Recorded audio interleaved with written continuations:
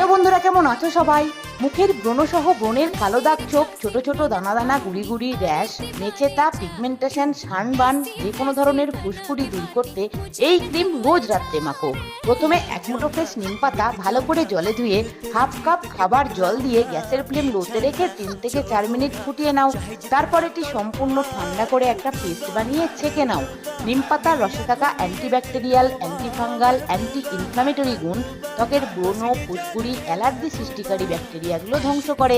ত্বকের যে কোনো দাগ, ছোপ, মেচেতা, পিগমেন্টেশন দ্রুত কমিয়ে ত্বক উজ্জ্বল করে।